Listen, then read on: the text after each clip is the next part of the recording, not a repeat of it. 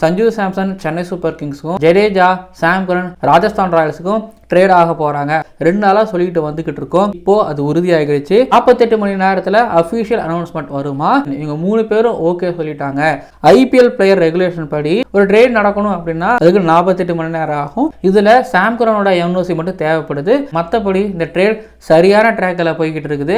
Ravindra Jadeja Chennai super கிங்ஸ்க்காக பல வருஷத்துல எவ்வளவு பண்ணிருக்கிறாரலாங்கிறத விட 2023 ஃபைனல்ல ஜெயிக்க வச்சாரு. ஜெயிக்க வச்சது மட்டும் இல்லாம மகேந்திர சிங் தோனி அவர்கள் ஜடேஜாவை தூக்குனாருல, அங்கேயே எல்லாம் முடிஞ்சிருச்சு. அதனாலதான் சென்னை சூப்பர் கிங்ஸை விட்டு ஜடேஜா போறதுல உடன்பாடே இல்லாம 2-3 நாளா சோகமா இருக்கிறாங்க. ஒரு பக்கம் சுட்டி குழந்தைனே கொண்டாடப்பட்ட சாம் கரன் அவரு போறதை பத்தி உங்களுக்கு பிரச்சனை கிடையாது. எங்களோட தளபதி அவர் இல்லைனா சிஎஸ்கே இல்ல, நான் சிஎஸ்கே சப்போர்ட் பண்ண மாட்டேன், ஐபிஎல் பார்க்க மாட்டேன்னு நிறைய ஃபேன்ஸ் பார்க்க முடியுதுன்னா, இன்னொரு பக்கம் இப்படி யோசிக்க வேண்டியது இருக்கு. இப்ப ஜடேஜாவை அனுப்பி போட்டு சஞ்சு சாம்சன் வராருல்ல, சஞ்சு சாம்சனை எப்படி ஏத்துக்க போறாங்க, எப்படி கொண்டாட போறாங்க சென்னை சூப்பர் கிங்ஸோட ரசிகர்கள்? மும்பை இந்தியன்ஸ்ல ரோஹித் சர்மாவை கேப்டன்சில இருந்து எடுத்துட்டு ஹர்திக் பாண்டியா போட்ட உடனே எக்கச்சக்கமான மும்பை இந்தியன்ஸோட ரசிகர்கள் மும்பை இந்தியன்ஸோட இன்ஸ்டாகிராம் பேஜை அன்ஃபாலோ பண்ணாங்க. இப்போ ஜடேஜா ட்ரேட் மூலமா ராஜஸ்தான் ராயல்ஸுக்கு போறாருன்னா இங்க சென்னை சூப்பர் கிங்ஸோட இன்ஸ்டாகிராம் ஐடியில எவ்வளோ ஃபாலோவர்ஸ் குறைய போறாங்க, எவ்வளோ அன்ஃபாலோவர்ஸ் நடக்க போகுதுன்னு தெரியல. நம்மளோட சேனலுக்கு புதுசாக வந்திருக்கீங்கன்னா மறக்காம சப்ஸ்கிரைப் பண்ணிட்டு போங்க.